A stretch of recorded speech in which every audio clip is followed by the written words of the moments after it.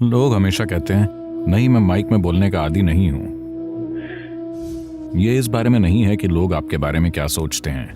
जब ऐसा होता है उसके बाद वो ठीक हो जाते हैं। क्या आप देखते हैं, मैं बस वही कहता हूं जो मैं चाहता हूं। Listen to the audio with full awareness. Be fully aware of the sound coming out of your speaker. Meditate on this. Now we shall begin.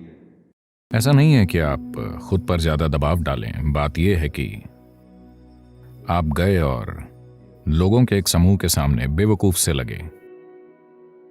इसलिए आप बेवकूफ नहीं लगना चाहते। आप बेवकूफ कैसे लग सकते हैं जब तक कि आप वो ना हों। I don't think I am.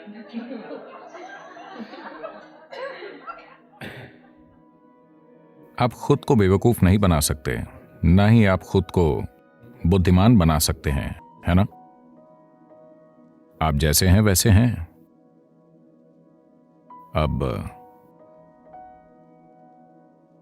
आप जो हैं उससे होशियार बनने की कोशिश में आप खुद को बेवकूफ साबित कर देते हैं। अगर लोग ना देख रहे हों तो आमतौर पर आप खुद पर इतने कठोर नहीं होते, है ना? यही बात है। अगर आपको कोई ना देख रहा होता और ऐसा होता तो आप खुद पर कठोर नहीं होते, आप काफी माफ करने वाले होते, है ना? हाँ, 10 लोग आपको देख रहे हैं और अब आपकी बेवकूफी का समाचार पूरी दुनिया में फैलने वाला है। यही है जो आपको परेशान करता है। नहीं, आपको अपनी बेवकूफी से चिंतित होना चाहिए, न कि आपकी बेवकूफी के प्रचार से। आपको अपनी बेवकूफी की चिंता करनी चाहिए, तभी आप आध्यात्मिक होंगे। यह इस बारे में नहीं है कि लोग आपके बारे में क्या सोचते हैं। आप जीवन के पहलुओं के साथ पचकाने हैं, यही आपको परेशान करता है। 10 लोगों द्वारा आपको देखा जाना नहीं। When that happens, you will naturally turn spiritual. जब ऐसा होगा तो आप स्वाभाविक रूप से आध्यात्मिक हो जाएंगे। अब आप सिर्फ इस बारे में चिंतित हैं, 10 लोगों के सामने ऐसा हुआ। मेरे ख्याल से यह अच्छा है, एक पर्दाफाश हो रहा है। अब आप लोगों के बीच क्यों बोल रहे हैं?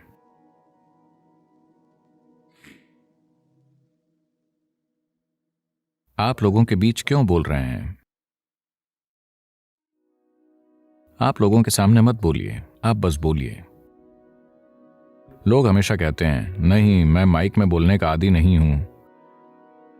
मैं उनसे कहता हूं, माइक में मत बोलिए, आप बस बोलिए। माइक को पता है क्या करना है। आपको माइक में क्यों बोलना है? आप बस बोलिए। माइक वो करेगा जो उसे करना है ना? और आप लोगों के सामने क्यों बोलते हैं? अगर यहां जनता बैठी है तो स्वाभाविक रूप से आप वहां कोई ना कोई ऐसा हो सकता है जो आपको नीचे खींच ले। हाल ही में लगभग 8-10 दिन पहले मैं नई दिल्ली में लोगों के एक दल के साथ था। ये व्यक्ति अब वो काम से थोड़े बाहर हैं, पर एक समय वो प्रधानमंत्री का दायां हाथ थे और वो एक मंत्री थे और उन्होंने कई भूमिकाएं अदा की। वो दुनिया भर में जा चुके हैं और दुनिया में हर तरह के लोगों से बात की है। हम किसी चीज के बारे में बात कर रहे थे और उन्होंने कहा, मुझे इतना पता है, वो देश में कुछ बड़े नेताओं के साथ रह रहे हैं, जैसे कि इंदिरा गांधी। उनके सत्ता काल के दौरान वो उनके साथ रहे। और उन्होंने कहा, सबसे महान नेता भी जब वो सबसे पहले किसी भीड़ के सामने खड़े होते हैं तो थोड़ी घबराहट होती ही है, उसके बाद वो ठीक हो जाते हैं। मैंने कहा, यह घबराहट आपको हो रही है क्योंकि आप कहते हैं कि वो आपका एक भाग हैं, पर यह सच नहीं है। इसीलिए आपके साथ ये हो रहा है।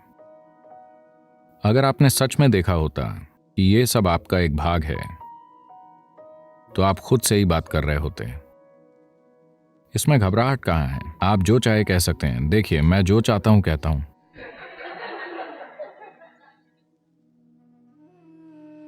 तो आप लोगों के बीच नहीं बोलते।